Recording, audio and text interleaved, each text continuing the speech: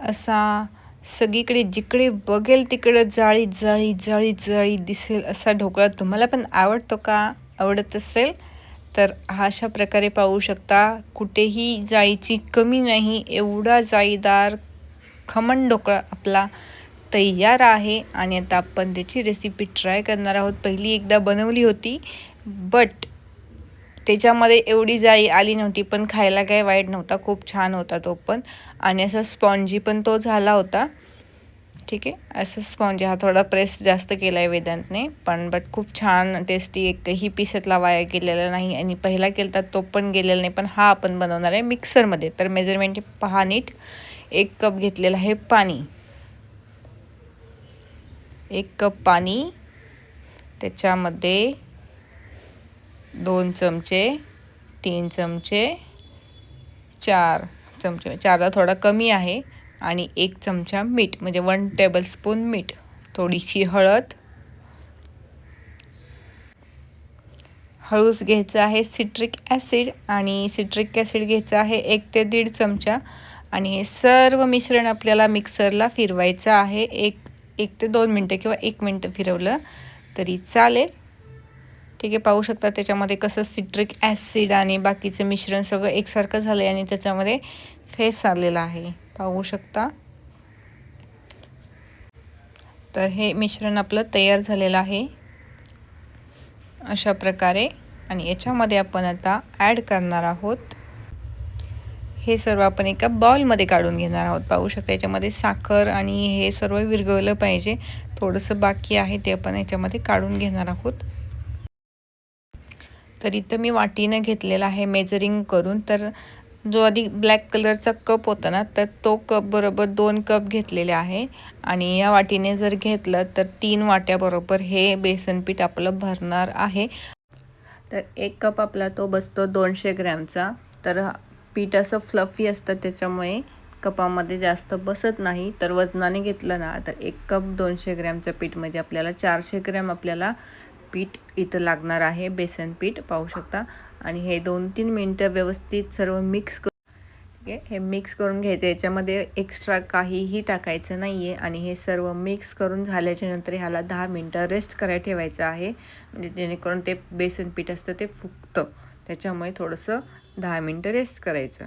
ठीक आहे, 10 मिनटं रेस्ट करून झाल्याच्या नंतर पाहू शकता पीठ आपलं घट्ट झालेलं आहे पहिल्यापेक्षा पण. आणि आता ह्याच्यामध्ये दुसरं काय ॲड करायचं नाही, फक्त सोडा ॲड करायचा आहे. तो पण पाहू शकता, जसा मी याच्यामध्ये घेतला आहे तो माझा हाफ टेबलस्पून आहे.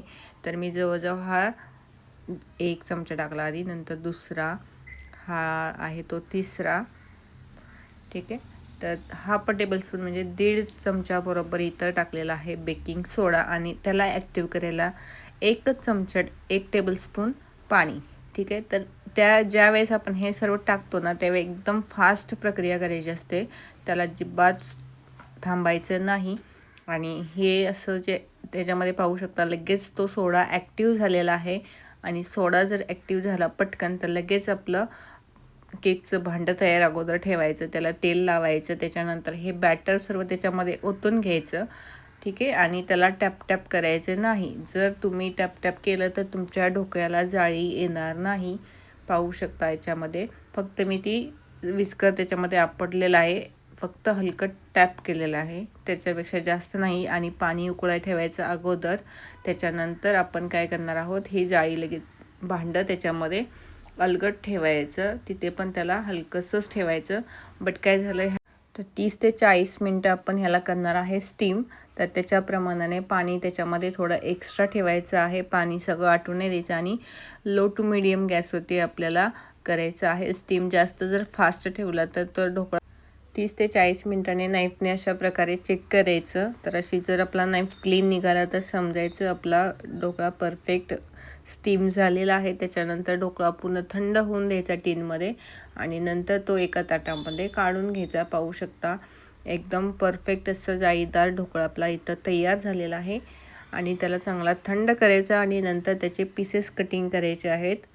ठीक आहे, आणि हा जवळजवळ पाऊण किलो ढोकळा आपला रेडी झालेला आहे. पाहू शकता एकदम कटिंग करताना पण एकदा स्पंज त्याचा हलतोय, एवढा फ्लफी झालेला आहे, एकदम परफेक्ट झालेला आहे. तशा प्रकारे कटिंग करायचं आहे. पीस पण पाहू शकता, एकदम मोठे पीस झालेले आहेत, पण नंतर आम्ही ते खाता येणार नाही म्हणून अजून त्याचे बारीक पीस केलेले आहेत. ठीक आहे, अशा प्रकारे नंतर आम्ही असं कटिंग केलेलं आहे आणि असं आता ढोकळ्याचा ढीग लावलेला आहे. आपण आता त्याचं बनवणार आहे सिरप.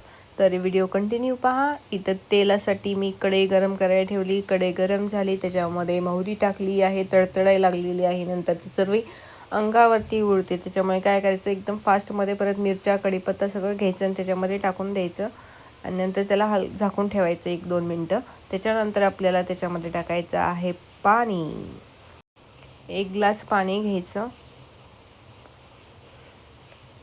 त्याच्यामध्ये नंतर आपल्याला साखर ॲड करायची आहे, 2 ते 3 चमचे, चवीनुसार मीठ, हिंग आणि हे सगळं थंड झाल्याच्या नंतर ह्या ढोकळ्यावरती सगळं ओतून घ्यायचं आहे. आणि कुठेही आपला ढोकळा असा ड्राय राहिला नाही पाहिजे, मध्ये जास्त पाणी पण नाही करायचं. आणि ढोकळ्याचे पीस थंड पूर्ण झाल्याच्या नंतरच त्याच्यावरती पाणी टाकायचं आहे. आणि अशा प्रकारे आणि खूप छान लागतो. त्याच्यासोबत जर आपली तिखट चटणी, गोड चटणी असेल ना, तर एकच नंबर लागतो ढोकळा. कुठेही मार्केटमध्ये पैसे घालवायची गरज नाही आणि घरी बनवा, चांगलं घरी बनवा आणि घरी खावा मस्तपैकी असा ढोकळा. आणि खूप छान टेस्टी झाला होता. आमच्या तर खूप सर्वांना आवडला. 5 ते 10 मिनटात पूर्ण संपून गेला. 4-5 लोक आरामात खातील एवढा ढोकळा एकदम तयार झाला होता. ठीक आहे, भेटूया आपण नेक्स्ट व्हिडिओमध्ये. व्हिडिओ कसा वाटला कमेंट करून नक्की सांगा. Bye, see you again.